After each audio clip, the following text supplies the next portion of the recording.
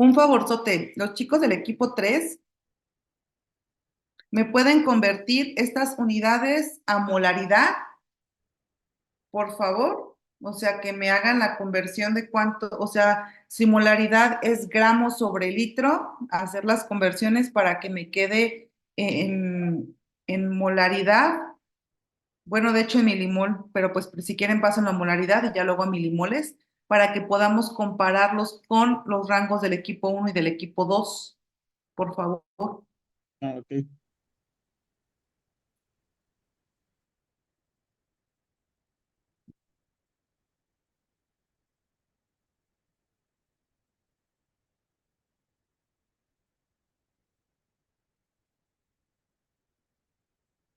Mm, espérenme. Esto, miligramos sobre mililitro, es de albúmina sérica, sí, ¿verdad? Porque es lo que está detectando. A ver, déjenme buscar en internet el peso molecular de la albúmina sérica para que lo podamos hacer más rápido y les ayudo. Ya nada más me falta el equipo 4 que me termine de completar. Mm,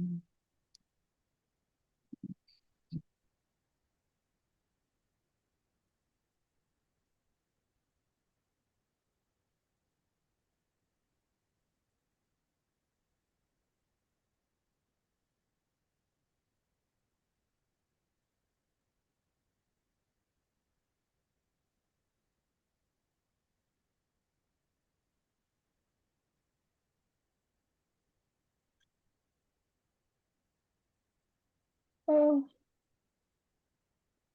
Este, es microgramos sobre mililitro, es que no es como la misma que, entonces por eso, Microgramos. ajá, Ok. Entonces pónganle una U, pónganle una U, o sea, como si fuera ah, mu, bueno, pero como no aparece. sí, ajá, Buen día, Isaí. Fíjate que no tengo yo el control para entrar. O sea, si algún día no pueden entrar, de verdad que no es que yo se los niegue. Este Zoom está programado para que puedan entrar en cuanto se conecten.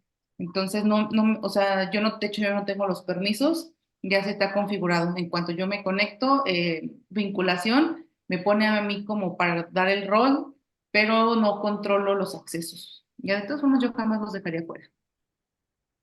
Puede que se me pase ver la ventanita, pero no. Aquí ya lo hace de forma automática. Mm.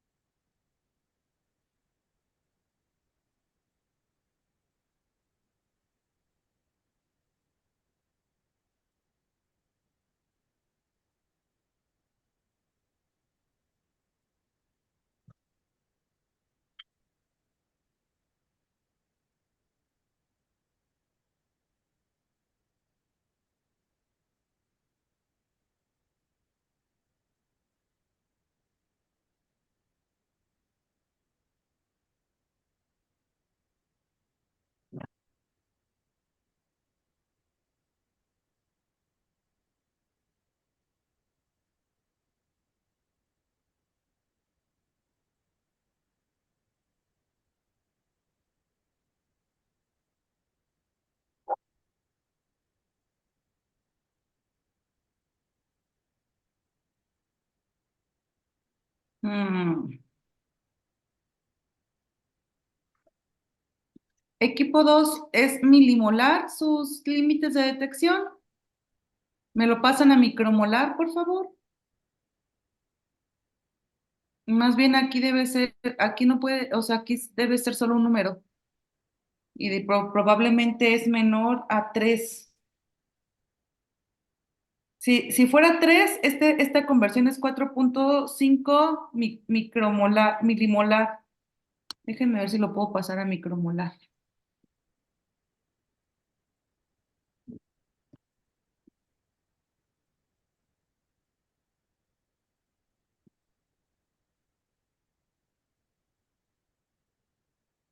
Ah, no, sí está en micro. Ok, equipo 3, 4.5 micromolar en esta parte, por favor. Ah, sí, sí, sí. Igual me salió lo mismo. Pero 4.5, Micromolar, ya lo calculé. Considerando que fuera 3, que es lo más bajo.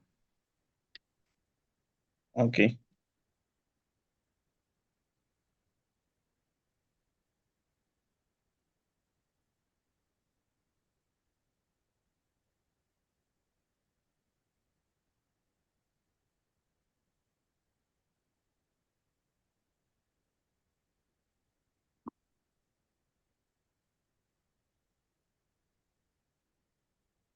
Ok, ¿qué quiero que vayan viendo, muchachos?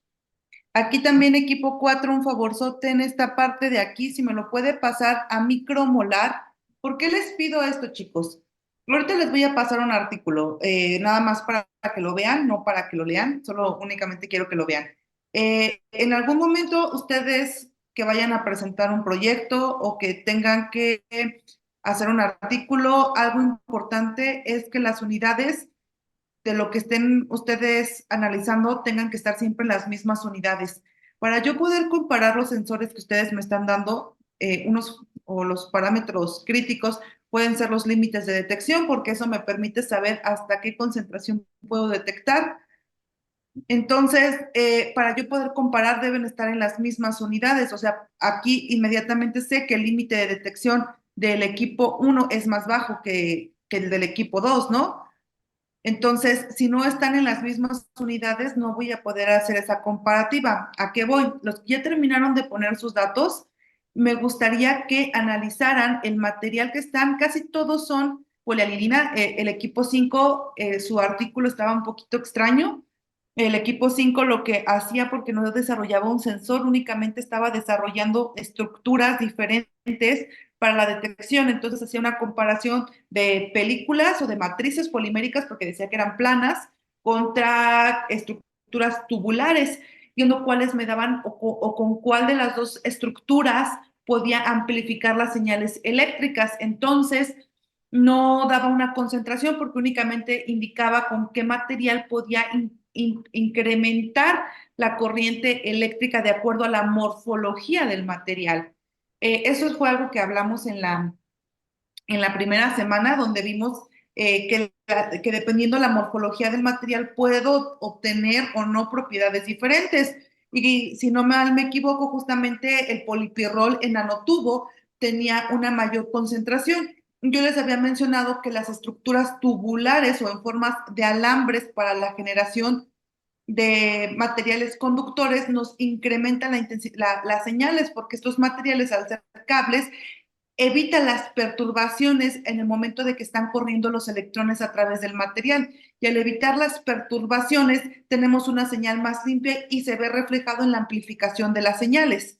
¿Vale? Entonces, esta parte es muy importante. Ahora, si se fijan, todos los equipos trabajaron con el mismo polímero, que fue polialilina. Sin embargo, la polialilina no estuvo sola. La polialilina la usamos prácticamente para intensificar las señales, pero en su mayoría para hacer la inmovilización de nuestro bioreceptor. Entonces, tenemos películas de polialilina en la estructura de hidrogel, con nanopartículas de platino. Aquí tenemos tanto nanopartículas de platino como de oro en una película de polialilina. Entendamos que PANI es polialilina. Aquí dice que es un electrodo triple de carbono, donde WE, bueno, WE es las siglas en inglés de electrodo de trabajo, work electrode. Entonces, les está diciendo que el material de soporte de su electrodo fue un electrodo de carbón, donde le polimerizaron la polialilina y luego nanocristales de oro. Entonces, si se fijan, este de aquí que también tiene oro con respecto a este. ¿Y cómo cambian, muchachos? Quiero que en esta parte que nos falta llenar, quiero una discusión de ustedes sobre, ahorita lo voy a mandar otra vez a minigrupos, donde ustedes puedan discutir qué efectos tienen las nanopartículas junto con el material en los límites de detección. Fíjense bien cómo un solo material modificado con nanopartículas de platino puede haber modificación en los límites de detección, ¿verdad? Aquí también usaron glucosa como tipo de analito. Prácticamente todas las muestras fueron, a ver, vamos a ver. Todas nuestras muestras fueron en sangre, ¿no? En suero de sangre, prácticamente. Ay, disculpen, equipo 3 aquí. Este, Ajá. la muestra fue, perdón, no identifico las siglas HSA. Ah, es la albúmina sérica. O sea, fue por O sea, separado. también fue en suero, ¿no? Ajá, fue en Ok. un buffer y le agregaban Ah, ok, etina ok, y ok. ujú, sí, fue con, ajá. Sí, Ok. era un buffer y a uno milimolar ay, no me acuerdo cuál era el buffer, pero se le agregó la, Seguro buffers de fosfato. ujú, Cuando los buffers de fosfato funcionan como fluidos simulados de fluidos corporales. Recuerden que antes de que nosotros podamos probar nuestros sensores en muestras reales, tenemos que hacerlo en fluidos simulados. Entonces, normalmente usamos los buffers de fosfatos en pHs neutros para poder realizar este tipo de caracterizaciones. Un sensor utilizado en un buffer de fosfatos debe de tener menor límite de detección que uno usado en muestra real. ¿Por qué creen?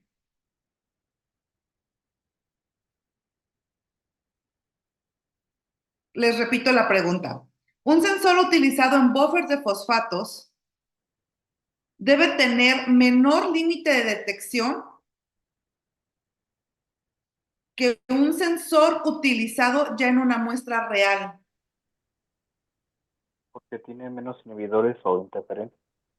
Por supuesto, gracias, Ray. Efectivamente, por la menor cantidad de interferentes que vamos a tener en el medio. Entonces, normalmente no vamos a tener las mismas concentraciones en buffers de fosfato con respecto a los límites de detección. Aquí, a simple vista, así como lo ven ustedes, ¿qué materiales, si ustedes quisieran hacer la detección, bueno, no estamos detectando lo mismo, ¿no? Pero, por ejemplo, entre estos dos, si ustedes quisieran hacer detección de glucosa, ¿cuál consideran que sería más eficiente?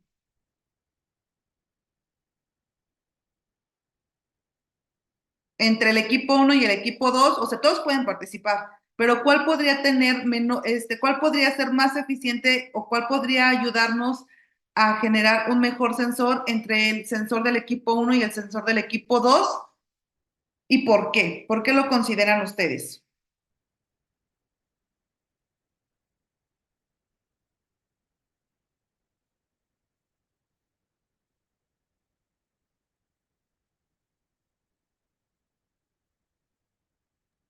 Pues al menos nuestro límite de detección del equipo uno es más bajo, ¿no? Que el del 2. Sí, sí, sí, sí. Aquí sería costo-beneficio, chicos. Efectivamente, sus límites de detección son muchísimo más bajos. Es decir, si yo quisiera hacer un sensor no invasivo, que a lo mejor no fuera en sangre, en suero, y yo lo quisiera utilizar en saliva, pues efectivamente me va a convenir a lo mejor utilizar nanopartículas de platino. comparado con el otro que aparte de nanopartículas de platino también tuvo nanopartículas de oro. Entonces, probablemente si quiero hacer un sensor de ese estilo, me iría por la detección del equipo 1. Sin embargo, bueno, es que ahí sí estoy hablando, ahí no tengo como que los criterios suficientes para hacer una selección, pero si me saliera más barato utilizar el sensor 2 porque no quiero una muestra tan sensible, es decir, con que me detecte 10 micromolar me es suficiente para mi muestra. O sea, a mí lo que me interesa detectar sería hasta los 10 micromolar, entonces si este me sale más caro, pues no me interesa que vaya tan abajo realmente. O sea, me interesaría más entonces que los materiales que esté utilizando sean menos costosos. ¿Me explico hacia dónde voy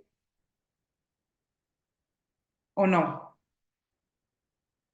Sí. Ok, bien. Esos son parámetros que debemos de poner cuando trabajamos en la selección de nuestro sensor y de nuestros límites, ¿vale? Entonces, si se fijan, aquí nuestro sensor de mayor límite de detección, ¿de qué son estas nanopartículas equipo 4? El equipo 4 no había visto su límite de detección, es de 9 micromolar. De 1 por 10 a la menos 9, o sea, micromolar, si lo transformáramos a picómetros, a lo mejor ya llegamos, ¿no? A los picómetros en esta parte. Equipo 4, ¿de qué eran sus nanopartículas?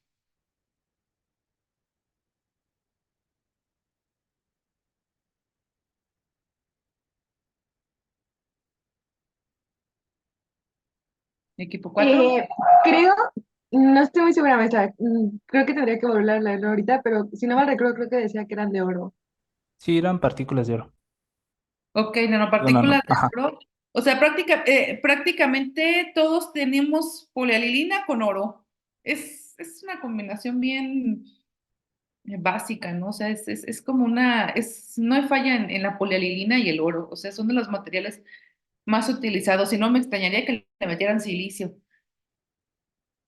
Ok, entonces tiene una concentración de 1 por 10 a la menos 9 micromolar, la concentración es bajísima. Entonces, la verdad es que este sensor es altamente sensible. Habría que ver qué estructura tiene la polialilina comparada contra los otros tres para que llegara a un límite de detección tan bajo y sería interesante discutirlo. Normalmente cuando se hacen artículos, esta parte es importante para que los publique, ¿no? Porque es justamente la discusión de por qué puedo alcanzar estos límites de detección, no solo describir los resultados, sino discutirlos. ¿A qué considero o por qué considero yo que esta estructura o que este material o porque esta combinación salió? De hecho, pues la idea era ponerles el mismo polímero junto con nanopartículas de algún material, nada más que en este caso, si se fijan, también los analitos eran diferentes. Busqué que hubiera bioreceptores tanto de enzimas, de anticuerpos, de células, para que pudieran ustedes también ver que en el mismo material puedo utilizar, o por el mismo bioreceptor puedo utilizar el mismo material eh, y modificar todas las características del biosensor, ¿vale? Bueno, ya nos llevamos casi 40 minutos de la clase, vamos a continuar. Esta actividad, se las voy a mandar porque me van a hacer su análisis. Esto se los voy a dejar para que ustedes lo hagan de forma personal, que es la discusión de esta tabla, que me la van a agregar a la actividad, a la actividad general. Llevamos, con esta es la tercera actividad, chicos. A ver, déjenme las. Ay, caray. Más bien creo que es la segunda, ¿no? Porque Esto esta era la primera. Cierto, esta es la primera. Entonces, su sensor, cierto. Su sensor, esta es la primera. Les paso esta tabla para que la tengan y ustedes me hacen su discusión.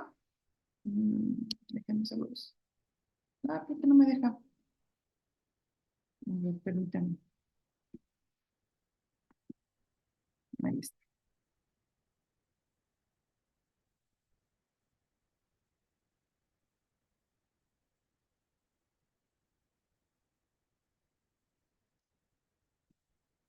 Ok.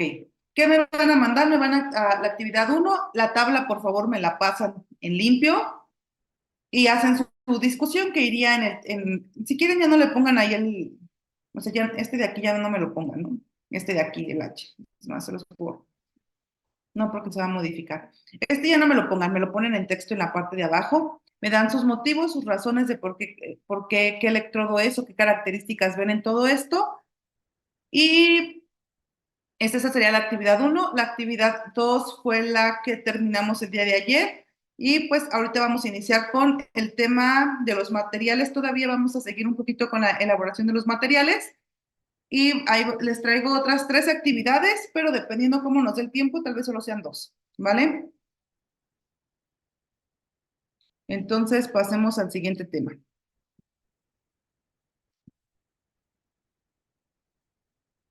Bien, aquí nada más les traje una recopilación de los materiales de los biosensores. Esto es como un resumen de todo lo que hemos visto.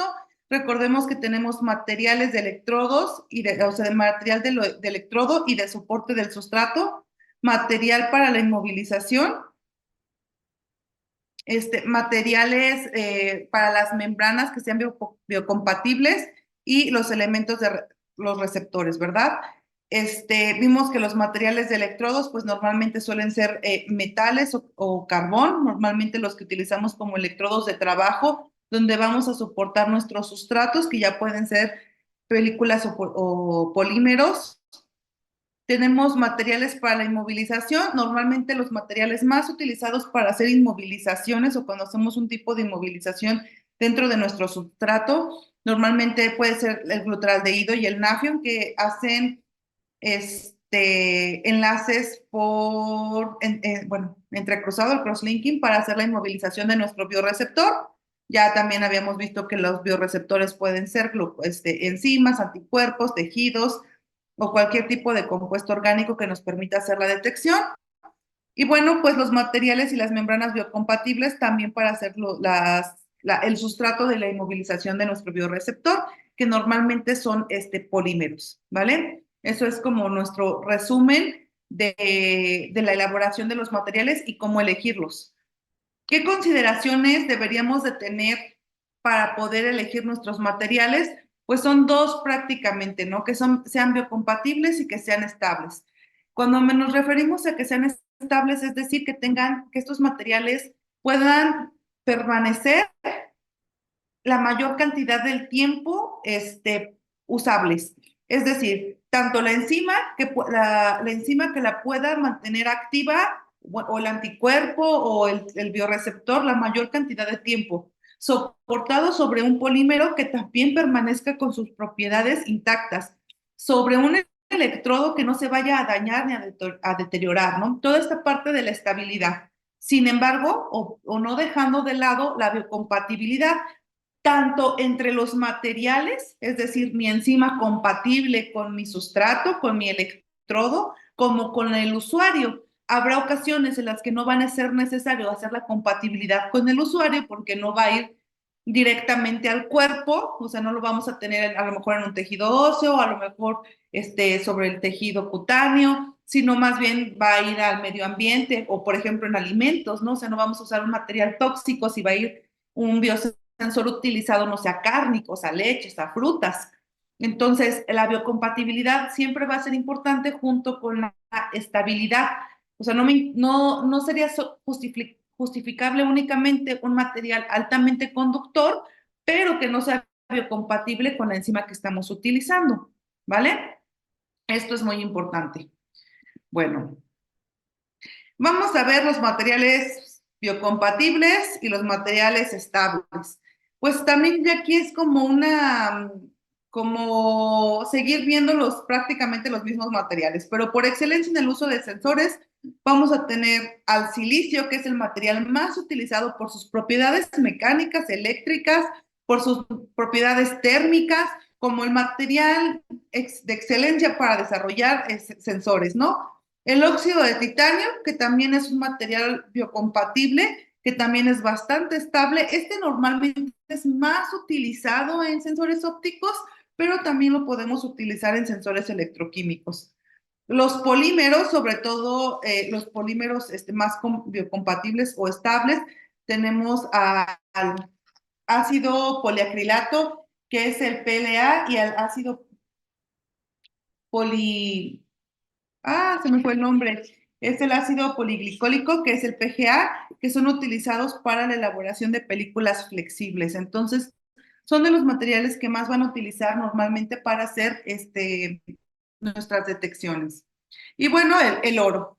Sin embargo, recuerden que estos materiales ya están bastante reportados, como lo pudieron ver en los artículos que ustedes revisaron, que normalmente usamos polímeros con nanopartículas. Aquí lo interesante podría ser diseñar un nuevo material que cumpla con todas las propiedades mecánicas, con todas las propiedades térmicas, con todas las propiedades eléctricas deseadas para un sensor, que ustedes pudieran mejorar, que es normalmente con lo que ya realizamos las publicaciones, ¿no? Nuevo material, dopado, entrecruzado, modificado con un tratamiento térmico que iguala las propiedades de oro, silicio, o algún polímero como la polialilina o el polipirrol, ¿no? Que son materiales bastante reportados. Entonces, por excelencia, nuestros materiales más estables y más biocompatibles serían estos 4, que si nosotros no estamos buscando mejorar un material, sino detectar un nuevo analito en alguna nueva muestra,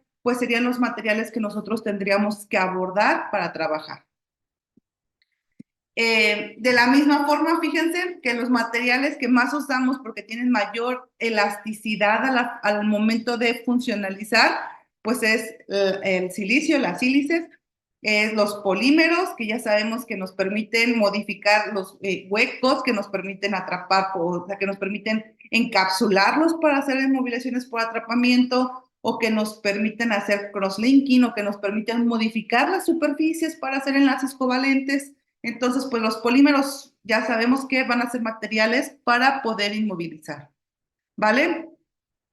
Ok, ahora la pregunta viene, ¿cómo hacemos estos materiales? Ya sé qué material quiero, ¿cómo lo voy a obtener? Y bueno, vamos a obtener aquí la síntesis de materiales. Vamos a ver que existen 2 tipos de síntesis para la fabricación de polímeros, que son la síntesis por adición y la síntesis por condensación. En la síntesis por adición vamos a tener la unión completa de nuestros 2 monómeros para formar un compuesto más grande. Y la polimerización por condensación vamos a tener la ruptura de nuestros monómeros para formar una cadena más grande y vamos a tener subproductos que normalmente es agua, ¿ok? Entonces, tenemos nuestros 2 monómeros, me forman una molécula de 2 monómeros, esos 2 monómeros se vuelven a polimerizar y así voy haciendo crecer las moléculas.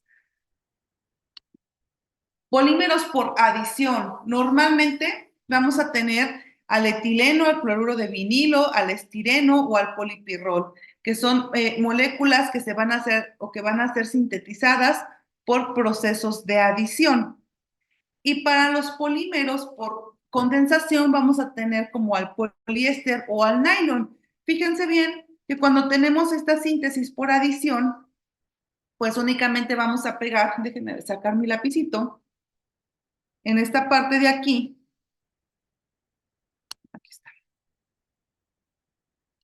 Por ejemplo, aquí tengo al polietileno, entonces en esta parte de aquí pues voy a tener al carbón unido a otro carbón y nuevamente a sus hidrógenos, ¿no? No hay modificación de la estructura va a ser exactamente la misma. Ay, qué feo escribo así. ¿Ok? Y aquí se va a unir, esto sería un monómero que se puede unir a un tercer monómero, otra vez a sus enlaces de hidrógeno, ¿no? Y aquí tengo a mi carbón con sus enlaces de hidrógeno, ¿vale? No hay modificaciones en las estructuras, únicamente voy creciendo las moléculas por la ruptura de los dobles enlaces. Normalmente la polimerización por adición se hace por la ruptura de los dobles enlaces y agregamos un nuevo monómero y lo vamos creciendo. No tenemos formación de subproductos en la síntesis de polímeros por el método de adición. Muy diferente a lo que haríamos en una síntesis por condensación, donde aquí vamos creciendo nuestro monómero y generando subproductos. Normalmente aquí tenemos una cadena de 6 carbonos, 1, 2, 3, 4, 5, 6, unida a otra cadena de 6 carbonos, 1, 2, 3, 4, 5, 6, donde vamos a generar una nueva estructura con subproductos. Vamos a tener, por ejemplo, al nylon, vamos a tener, por ejemplo, al poliéster. Ventajas y desventajas de cada una de las síntesis, pues va a depender de qué es lo que estamos buscando. Por ejemplo, en los procesos, aquí vamos a tener las rupturas de los dobles enlaces para la síntesis por adición, mientras que para la síntesis por condensación vamos a tener la formación de enlaces covalentes.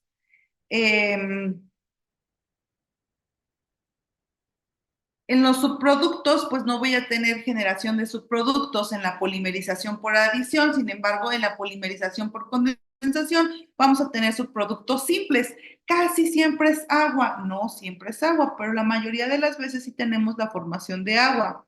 Aquí les damos ejemplos de diferentes tipos de polímeros que pueden generar, que se pueden generar de acuerdo al tipo de síntesis que ustedes quieran realizar o la polimerización que ustedes quieran realizar. La ventaja de uno contra el otro va a depender de lo específico y complicado que ustedes quieran realizar. La polimerización por condensación es menos específica, no tenemos que ser tan cuidadosos para realizar este tipo de síntesis.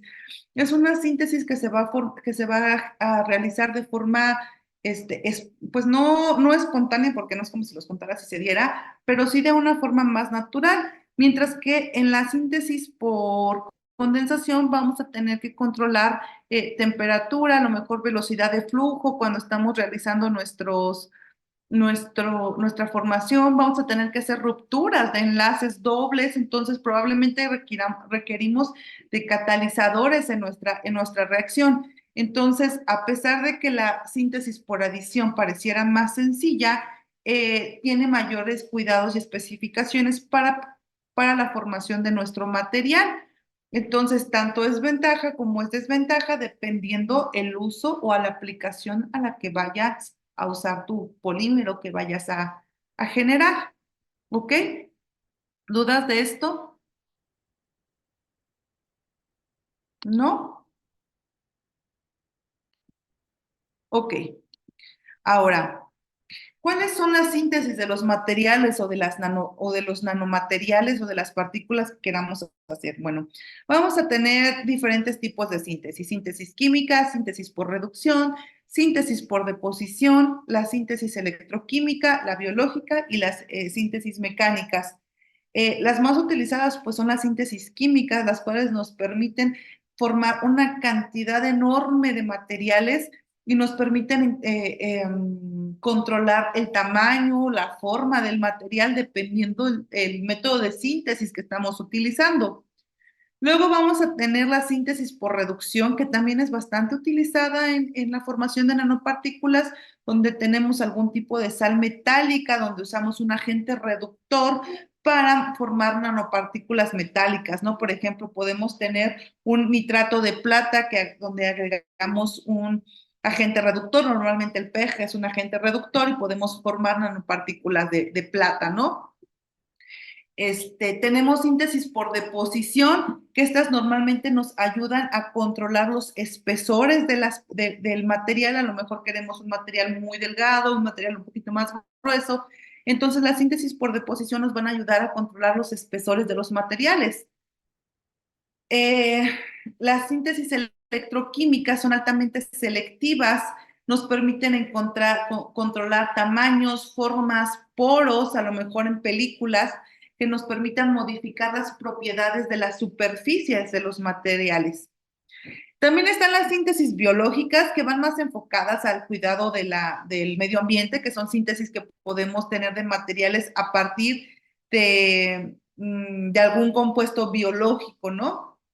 Y esto pues está en constante crecimiento buscando las síntesis biológicas, ¿no? Y las síntesis mecánicas, que bueno, pues es donde necesitamos aplicar algún tipo de fuerza o algún tipo de característica física que me permita modificar a mi material, a lo mejor en tamaño. Y bueno, para eso se requieren de equipos especiales para poder hacer este tipo de síntesis. Normalmente son las menos usadas por lo poco homogéneas que llegan a ser, ¿no? A veces, aunque la síntesis nunca nos garantizan la formación de una morfología específica de nuestro material, pues buscamos poder controlar ese tipo de morfología, ¿no? Y en las síntesis mecánicas, pues se vuelve un poquito más complicado. Vamos a ver ejemplos de síntesis.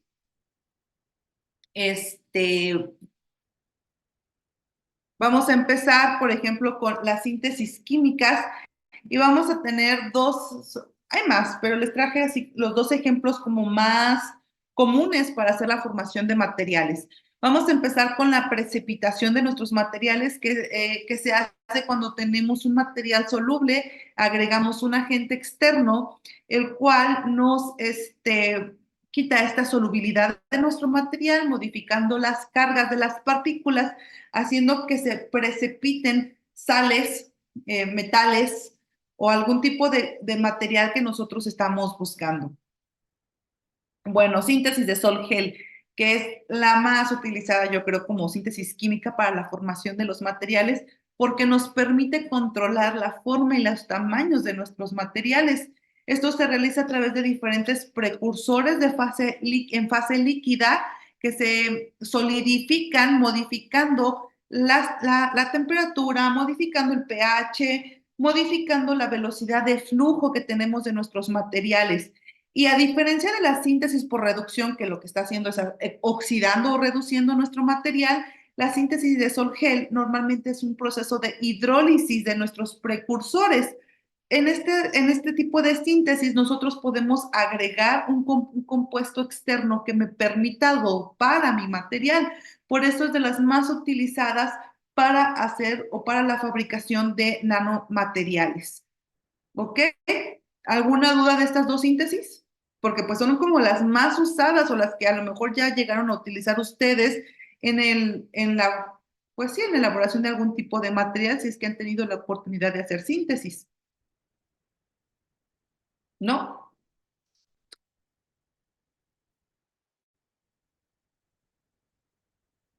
Ok, bueno, vamos a los métodos de reducción. Hay un método de reducción, bueno, como ya dijimos que los métodos de reducción son aquellos que nos modifican la carga de nuestro material, donde vamos a tener iones metálicos de precursores de sales metálicas. Normalmente tenemos que el nitrato de plata, que el sulfato de cobre o algún tipo de sal metálica, la cual vamos a generar un agente reductor que nos va a dar en consecuencia un metal en solución, el cual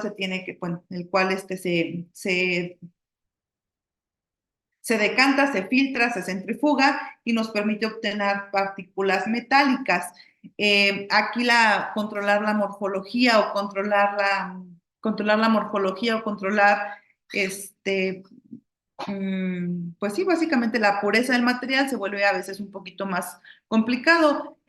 Uno de los métodos de reducción química más conocidos para la formación de nanopartículas de oro, como ya hemos estado viendo, que las nanopartículas de oro son biocompatibles, son estables, son con excelentes propiedades conductoras que son muy utilizadas, pues el método más utilizado para la síntesis de nanopartículas de oro es el método de Turkevich, que tenemos la reducción del cloruro de oro, una sal, o en la presencia del citrato. Entonces hacemos una reducción del metal para tener nanopartículas de oro, ¿vale?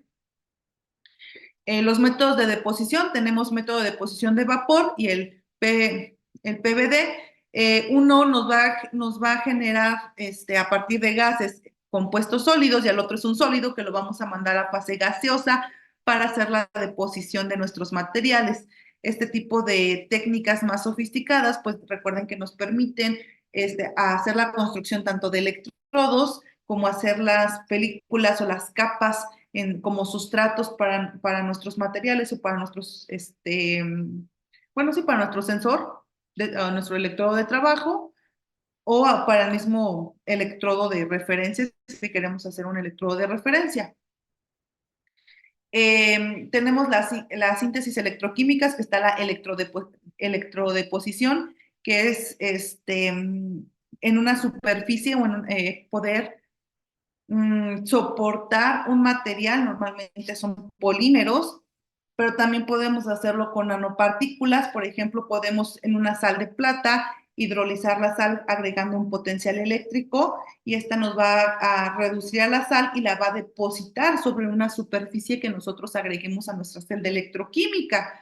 Y pues esto es usado también para el espesor, para la forma del electrodo y para poder modificar las superficies de nuestros electrodos y poder inmovilizar dentro de nuestros materiales. Y bueno, las biosíntesis, que son las síntesis verdes, que son a base de microorganismos, de algún tipo de enzima o de sustratos de planta que nos permiten sintetizar materiales o nanopartículas a partir de precursores orgánicos biodegradables que nos permiten hacer pues una ciencia más verde, más sustentable, ¿no? Para poder evitar el daño al ambiente pues de una forma más consciente, ¿vale? ¿Alguna duda de lo que les he dicho hasta el momento? No, maestra, todo bien. ¿Todo bien? Perfecto. Ok, vamos a pasar con nuestra primera actividad, que va a ser, les traje materiales y características de síntesis del material, y ustedes me van a poner aquí qué método de síntesis utilizarían.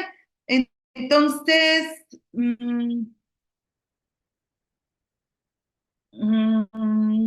todos hacen todos, o sea, los junto en grupos pequeños, ¿les parece? Y ustedes, de acuerdo a la información que les he dado, discuten qué método de síntesis podrían utilizar dependiendo de las características. Por ejemplo, aquí les dice que el material es grafeno y dices que quiere sintetizar láminas delgadas de carbono amorfo.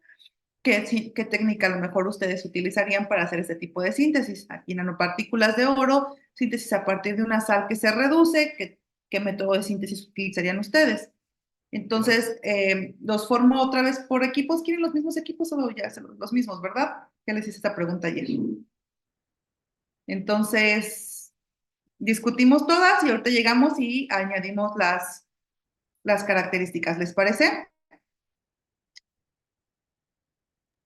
Sí, está bien. Ok.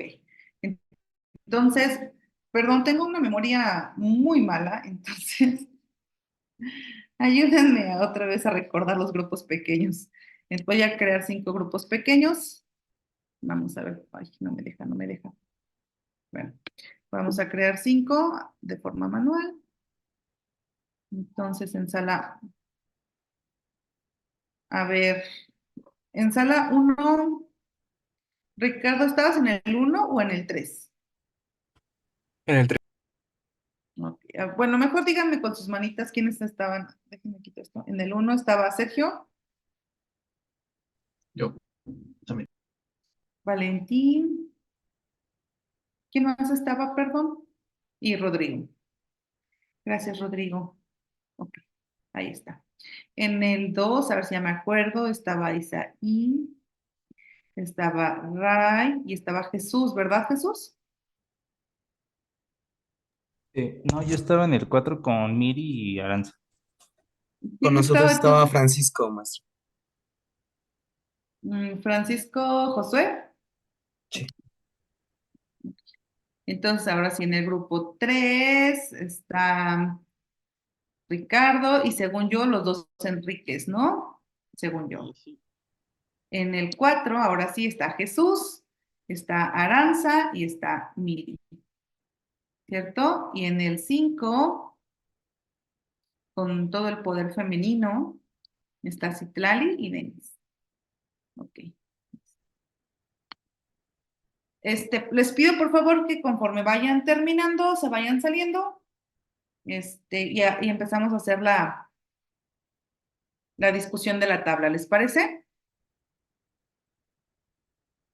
Sí, claro. Claro. Entonces, si quieren ya aceptar las invitaciones, por favor. ¿Tienen la tabla?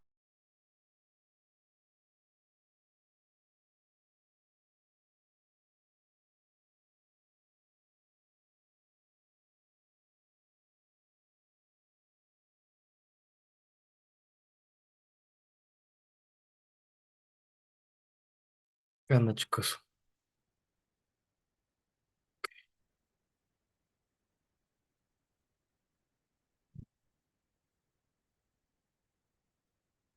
Pequeño detalle, ¿alguien le tomó screenshot a los materiales? Ah, sí, por favor. Excelente. Ah,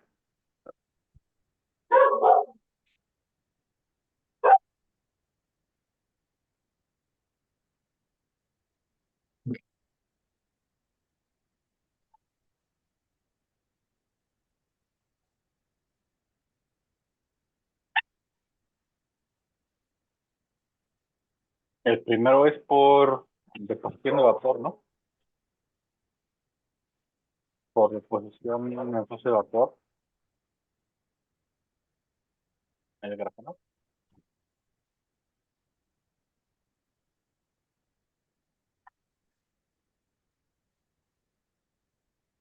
Según yo era por una de depósito. A partículas de oro, a partir de una sal que se reduce, pues sí, reducción.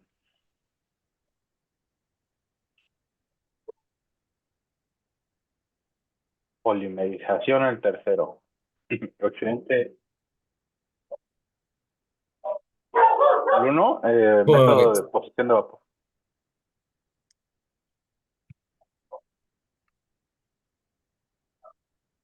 Pero según yo es el PVD, que es el fase de vapor asistida por haz de partículas. Ok, sí, ¿no? Entonces sí es como síntesis por deposición, ¿no? Ajá, Sí, sí, sí. sí. Deposición en vapor de fase. Ah, sí, ya la vi, ya la vi, ya la vi. Es que bueno, sí. No, sí sería esa que dices. Método de deposición de en fase de vapor. Sí, deposición de vapor químico. Sí, sí, de químico. El 3 es polimerización, que sería ah, En- producción Que química, une un agente oxidante que una montoneros. monómeros, creo que sería eso. Ah, sí, sí.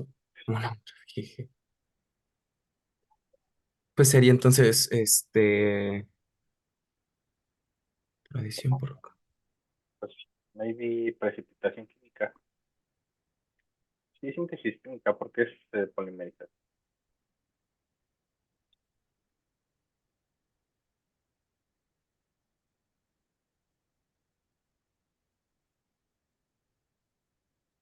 Y el cobre igual es por presión en fase de vapor, asistida por haz de partículas.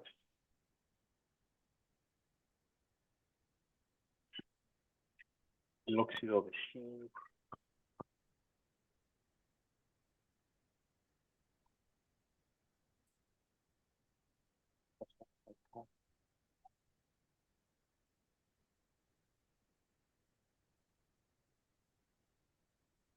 Electrodeposición.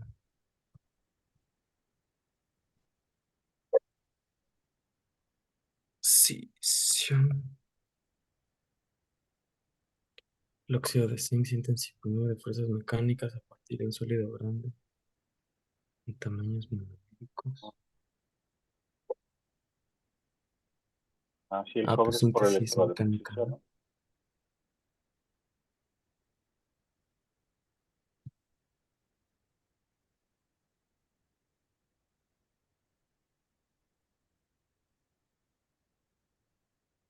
Sí, sí, sí, sí sería síntesis mecánica. Pues dice que por fuerzas mecánicas, pero Sí, ¿no? vimos Ok. eso.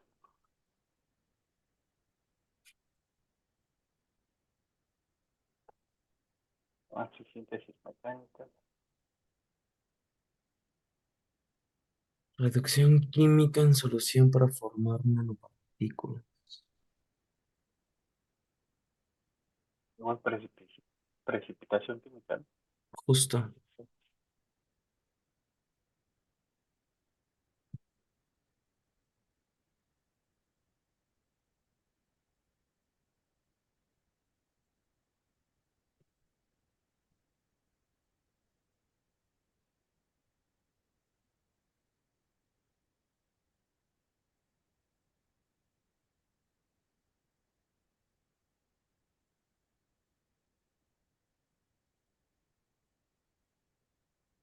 Ok, ok.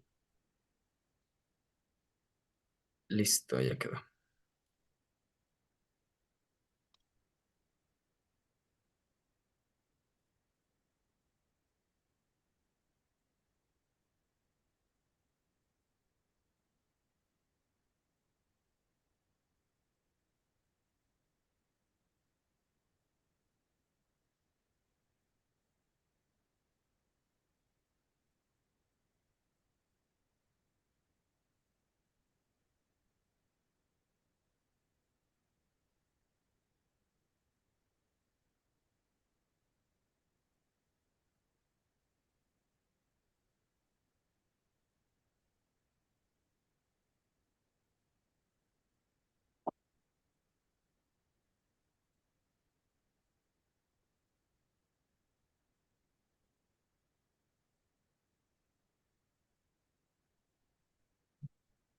Tales, pues. Creo que no nos falta nada.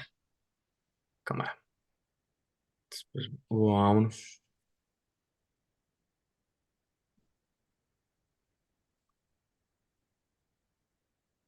Ya nos salimos.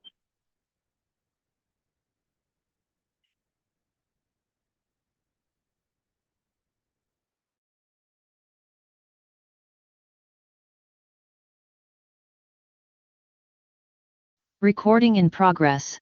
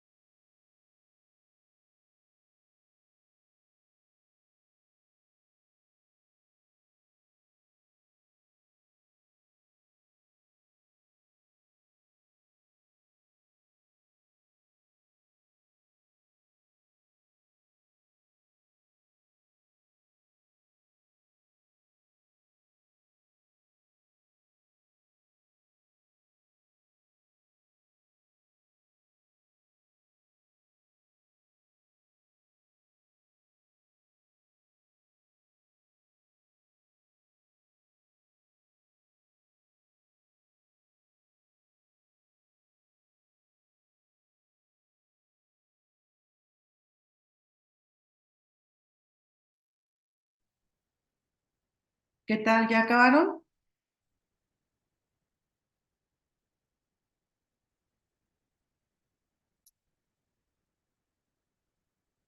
Les voy a compartir pantalla. Gráficos. A ver,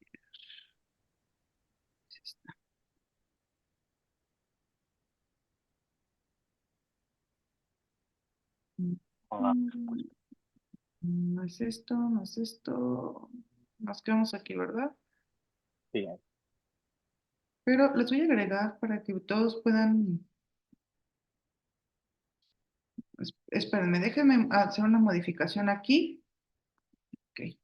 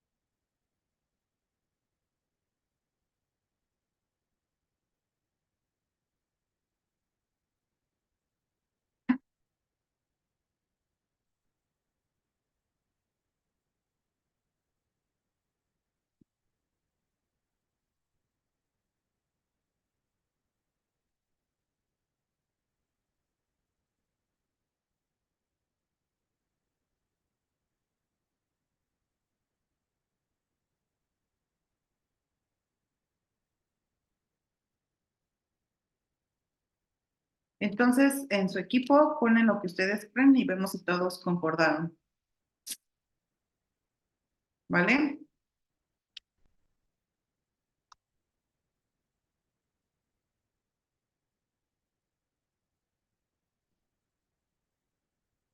Sí. Aquí, por favor, nada más agréguenme ustedes de acuerdo al material. Ah, ya están llegando más de sus compañeros. Yo creo que ya no tardan en llegar todos. Ajá.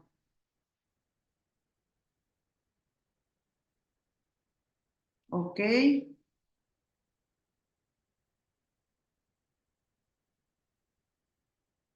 Entonces, a ver, chicos de otros equipos, aquí les agregué el método de síntesis que propone el equipo uno, el equipo 2, 3, 4 y 5 para que ustedes puedan compartirnos cómo es que lo están haciendo o qué es lo que ustedes creen que se hace.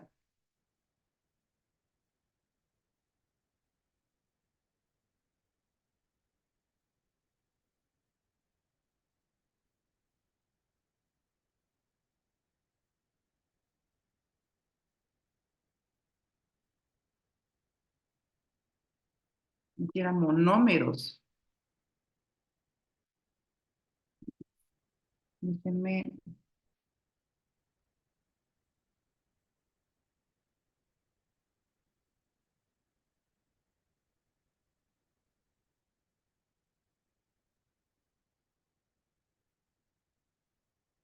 Ahorita se los vuelvo a acomodar como estaban. Espérenme tantito nomás.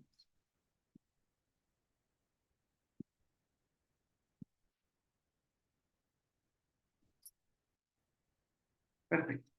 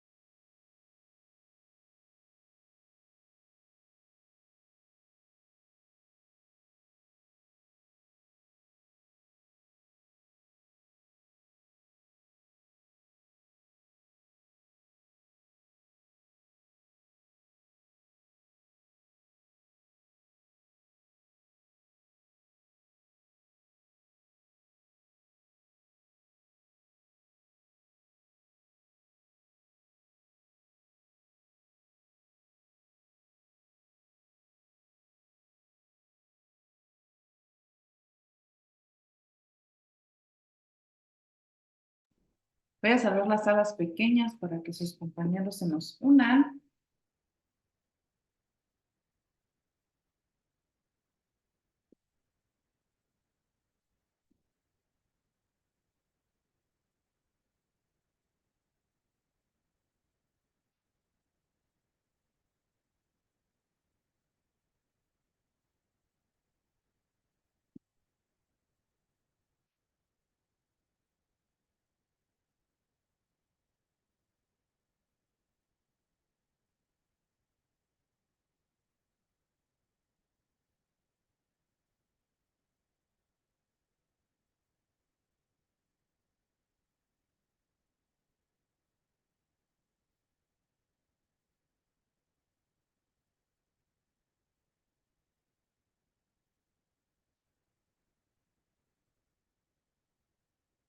Ok, chicos, si nos pueden apoyar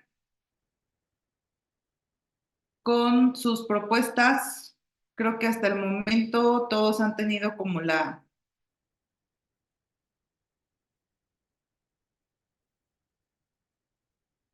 las mismas ideas.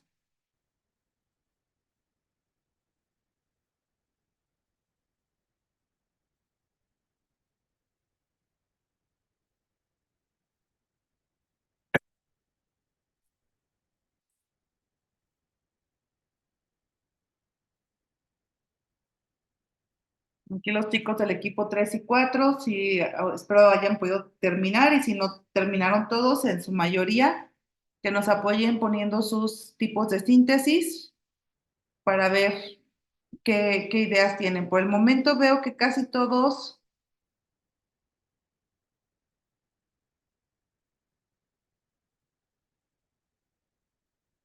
tienen como la misma idea. Ahorita vamos a hablar de las que no fueron iguales.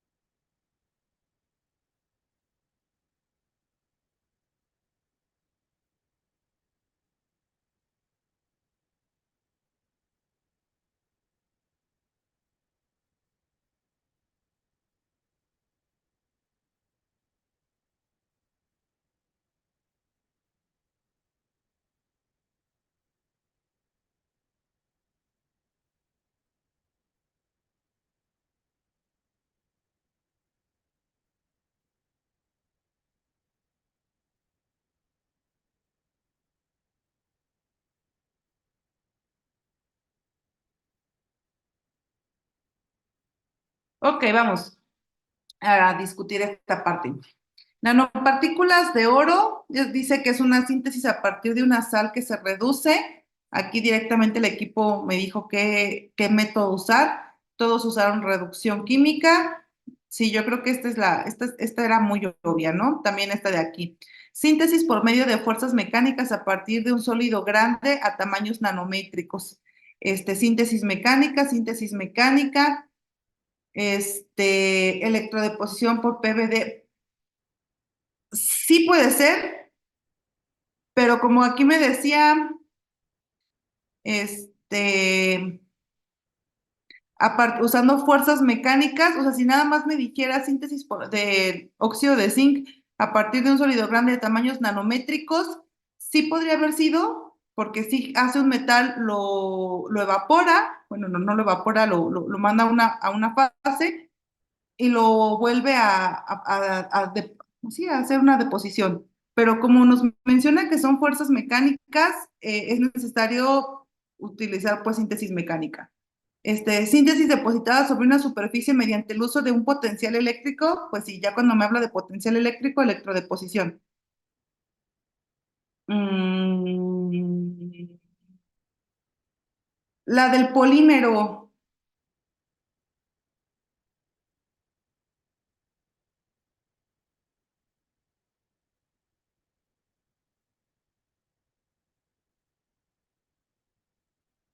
Ok, me dicen polimerización por condensación, por adición. Ok, en la síntesis de adición nos rompe dobles enlaces, por lo cual no hay un agente oxidante del material. Por condensación puede ser, y dice precipitación química. No hacemos polímeros por precipitaciones, únicamente por adición o por condensación. Entonces, o podríamos hacerlo en una electrodeposición, a lo mejor si me hubieran puesto electrodeposición, lo hubiera considerado un poco más acertado, pero está bien. Síntesis de láminas delgadas de carbón amorfo. Me dicen deposición, deposición, deposición. Pues en principio sí, ¿no, chicos? La deposición es la que nos ayuda a formar películas y capas muy delgadas. Pero esta síntesis del grafeno también podríamos hacerlo por síntesis química. A lo mejor, no sé si realmente una sol gel o a lo mejor una gelificación iónica o una menos común, pero también podría ser, podría haber sido por algún tipo de reacción química que me permita controlar el tamaño y la forma del material que yo estoy buscando. También hasta una electrodeposición podría haber sido, no me maneja diferencias de potenciales, pero podría ser. Ok, fue una actividad bastante sencilla, también se las mando, me la ponen por favor en limpio. A esto no hay que hacerle absolutamente nada, únicamente me la hacen en limpio, ¿vale? Para que la pongan. Esta sería actividad número 3, ¿verdad? Sí.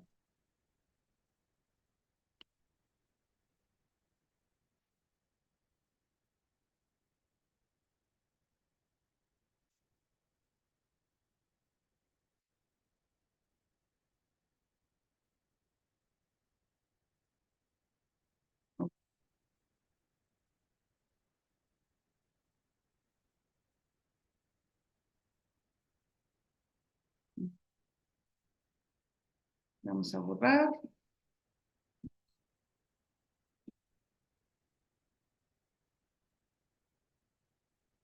Ok, bueno, vimos los tipos de síntesis para elaboración de los materiales.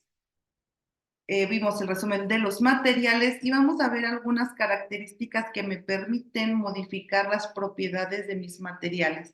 Vamos a ver primero la formación de aleaciones, que la formación de aleaciones está implicada en la combinación cuando fundimos dos metales que nos permitan modificar las propiedades que tiene cada uno de nuestros metales, ¿no? Normalmente vamos a utilizar, bueno, en los trabajos de sensores electroquímicos, pues muchos metales y muchas películas de polímeros. Entonces, los polímeros, pues vimos que podíamos modificar sus propiedades mecánicas probablemente con diferentes tipos de tratamientos térmicos. Vamos a ver que poder modificar las aleaciones, bueno, las propiedades de los metales, pues a lo mejor en aleaciones, ¿no? Que nos pueden ayudar a modificar la conductividad eléctrica de los materiales. Entonces, este tipo de aleaciones que nos van a ayudar a modificar los materiales, pues las vamos a utilizar. Aquí les tengo algunas de las características que nos ayudan a modificar en el momento de que estamos trabajando. Nos pueden ayudar a modificar la conductividad eléctrica de nuestro material para hacer un compuesto o para intensificar la señal eléctrica cuando es una detección muy bajita o en concentraciones muy pequeñas.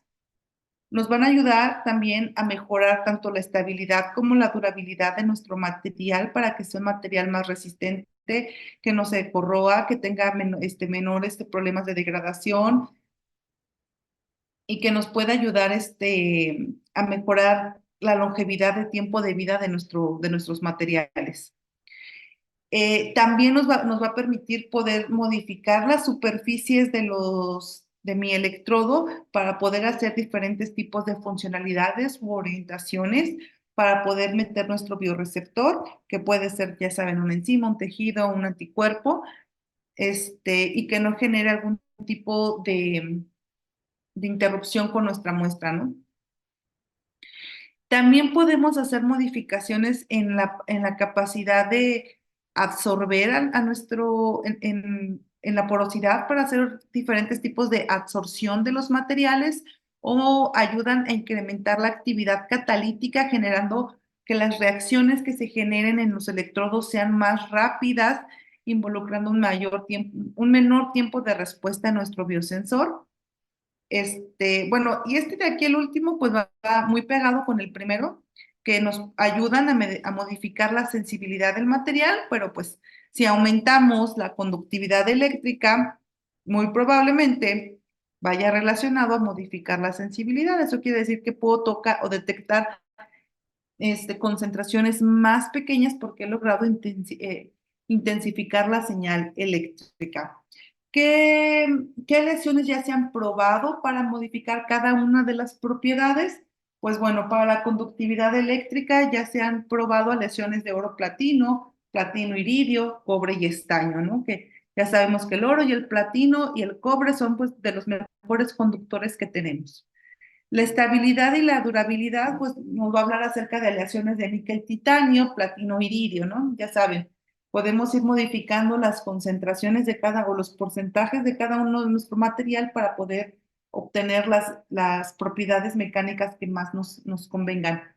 En superficies modificables, pues cobre, platino, cobre, estaño son las aleaciones que se han trabajado. Para la sensibilidad, cobre, estaño, níquel, titanio. Para la absorción y actividades catalíticas, oro, platino, platino, iridio. O que si se fijan, pues prácticamente en todas las propiedades del oro pues están implícitas. Ya habíamos notado que el oro es uno de los materiales más utilizados en la fabricación de sensores.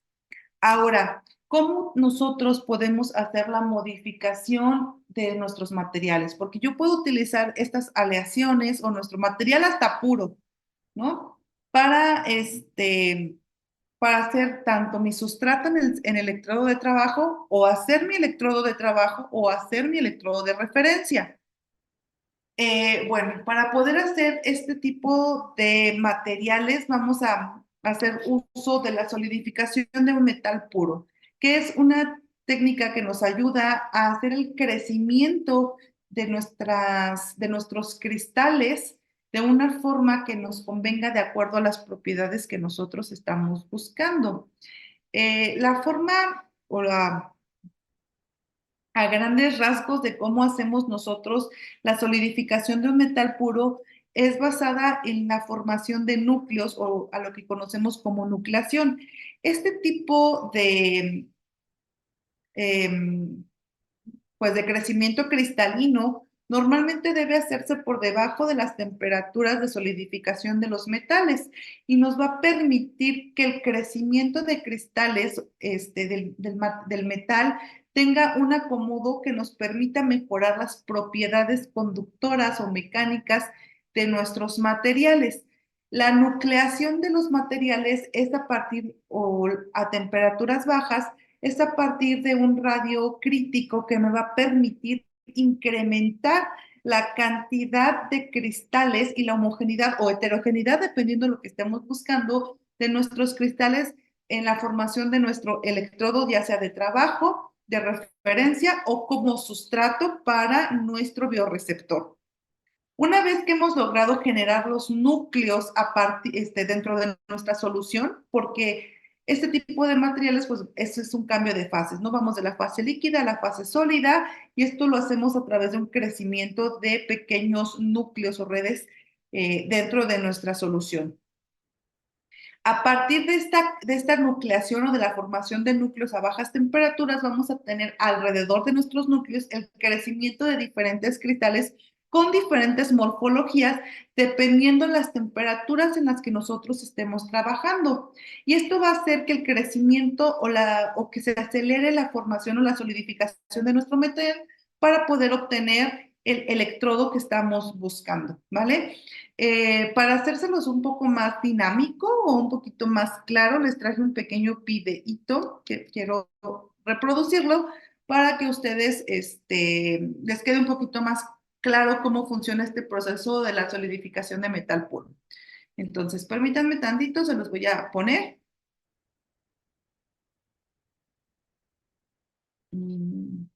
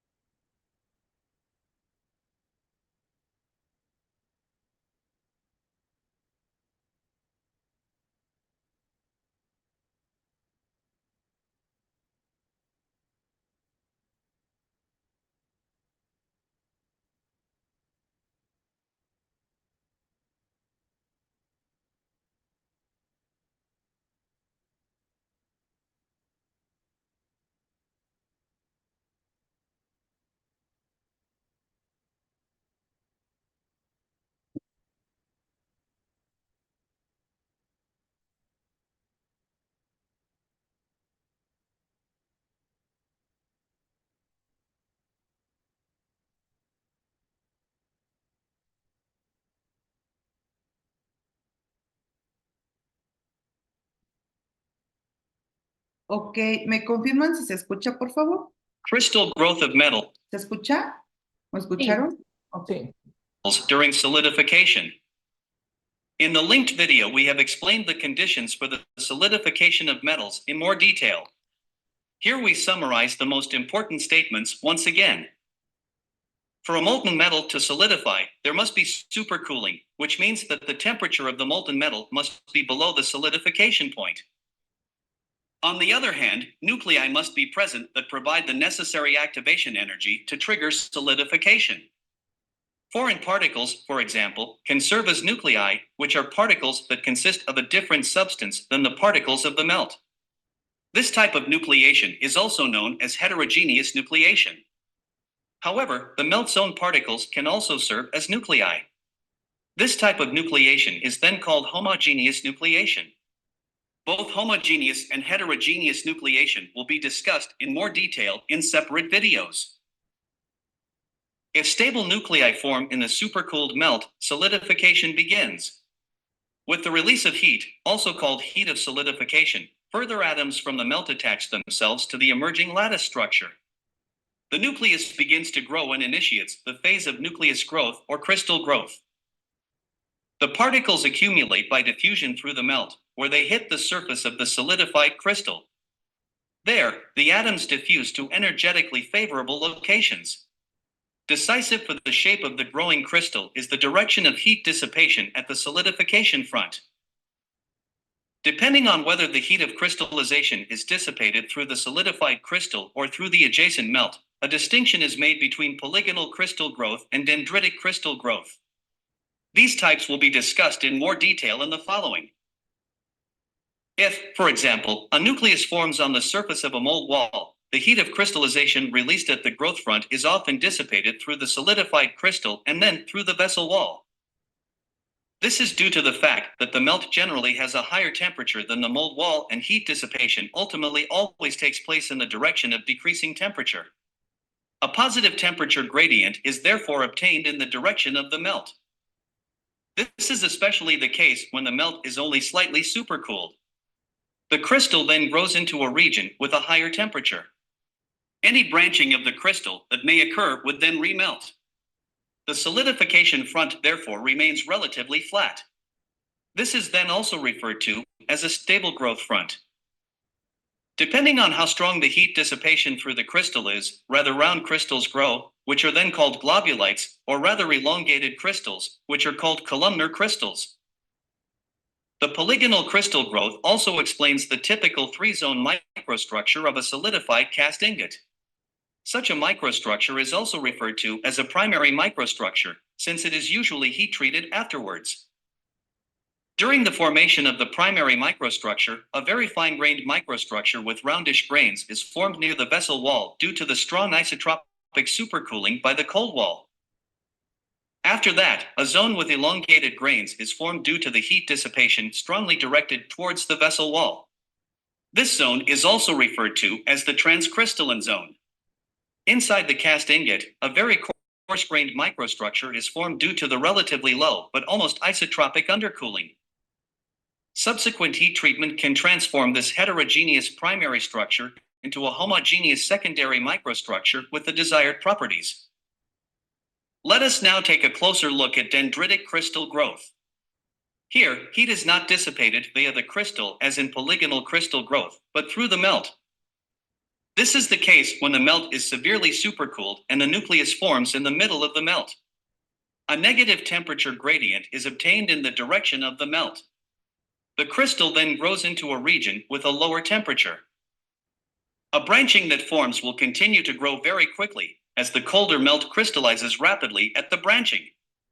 The crystal forms branches that look very much like a fir tree structure. Such structures are called dendrites. The microstructure shows copper with increased oxygen content. During solidification, bluish shimmering copper 1 oxide, also called cuprous oxide, has formed, showing dendritic crystal growth. The micrograph shows only the dendritic branches cut in the plane. The dendrites are embedded in the eutectic matrix with finely distributed copper and copper oxide. In dendritic crystal growth, there is a fundamental risk that the melt cannot flow into the spaces between the branches. Microscopically small cavities, so-called microshrinkages, are formed.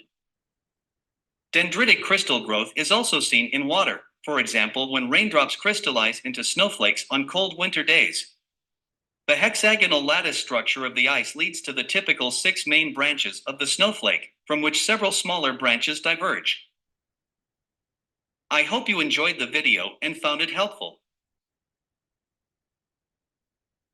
Ok, bueno, en esta parte podemos,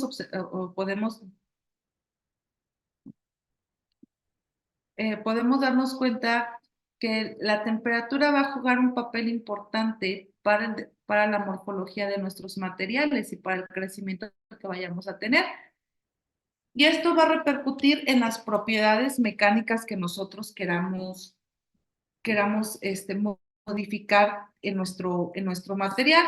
Creo que la semana pasada, cuando hablamos de los diferentes tipos de materiales, les dije que modificar las temperaturas cuando nuestro material ya está formado nos va a permitir modificar los efectos cristalinos que tenga nuestro material. Y esto va a ayudar a que mejoren su resistencia mecánica, su fatiga, que ayude a mejorar su conductividad eléctrica. Esto hablando principalmente de materiales metálicos. ¿Qué pasa cuando nuestro material no es metálico? Cuando nuestro material no es metálico, tenemos otro proceso que es muy similar, que se llama un proceso de cristalización.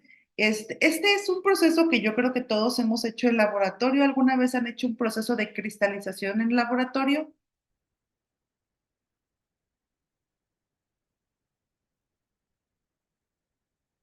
Chicos, ¿alguna vez han cristalizado o recristalizado? Sí, sí, sí. ¿Para qué hacemos, Isaí, este proceso? ¿Para qué hacemos una cristalización o una recristalización en laboratorio? Que es prácticamente el mismo proceso en metales, pero esto lo hacemos normalmente en sales, en compuestos orgánicos o en algún material, pero el principio es prácticamente el mismo. ¿Para qué lo hacemos? ¿Qué hace un proceso de recristalización o de cristalización como tal?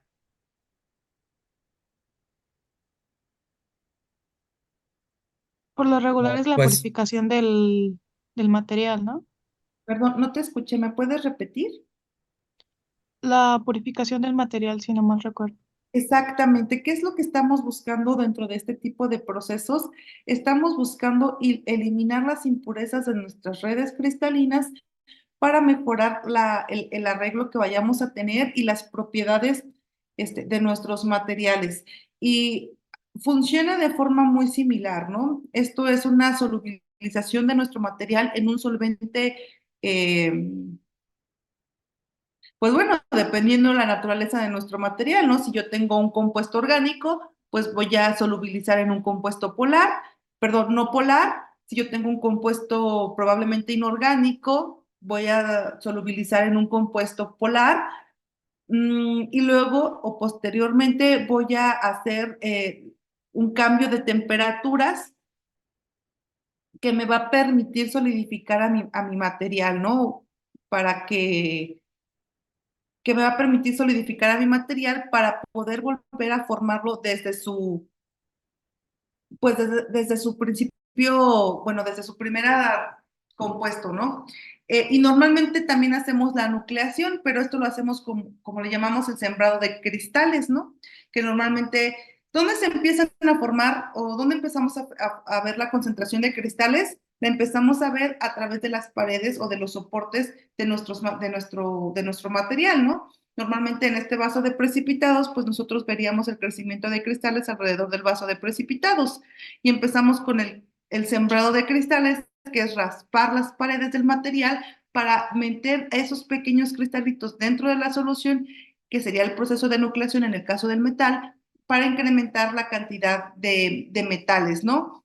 Y a esto me permite mejorar la pureza de mi material, que me modifica pues completamente las propiedades de este material. ¿Qué propiedades a veces voy a modificar? Pues los puntos de fusión, los puntos de de ebullición de este tipo de materiales, pero también puedo modificar en algunos tipos de compuestos nuestra estructura, que son los que más utilizamos, ¿vale? Y bueno, en la aplicación ya como tal de biosensores, pues lo usamos para la construcción de electrodos, para las carcasas de los componentes, para los contactos eléctricos o para la microfabricación de electrodos, ¿vale? Y esto pues modificando pues tanto temperaturas como arreglos de redes, ¿vale? Ah, miren, se repitió. Ah, sí, creo que se las puse primero. Ok, vamos a ir con otra pequeña actividad que les desarrollé. Y esta es más sencilla. Esta ya engloba casi todo lo que hemos visto. Es un pequeño sensor que yo hice. Bueno, no lo hice, como que lo diseñé. Es un armado de un sensor tópico. Con tópico me refiero a que es un sensor que debe de ir en nuestro brazo, en nuestro piel, en nuestro cuerpo, en alguna parte de tejido. Es un sensor electroquímico. Va a detectar urea en sudor. Y les puse aquí la preparación del bioreceptor, el material de soporte y la interacción que va a tener con la muestra.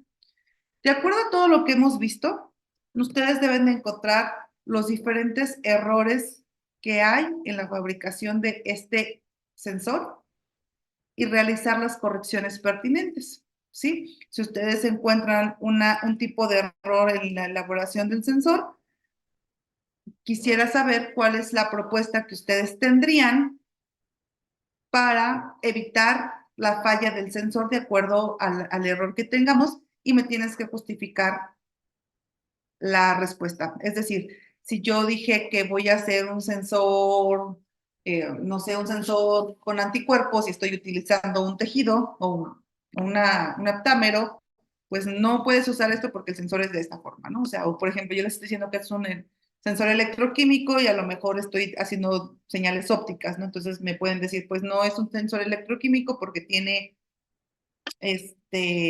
porque la señal que se está traduciendo es una señal óptica. ¿Se entiende más o menos lo que estamos haciendo?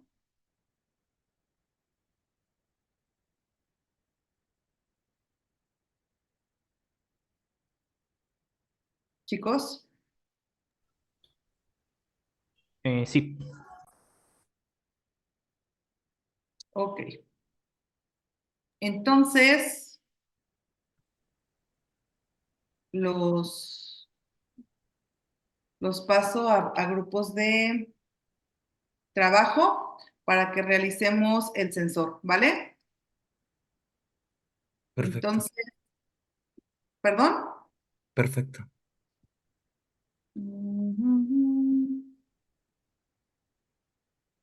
Ok, para que vayan a... Ah, ¿quieren que se los manden o se los he mandado? Déjenme, se los mando por el chat, ¿vale?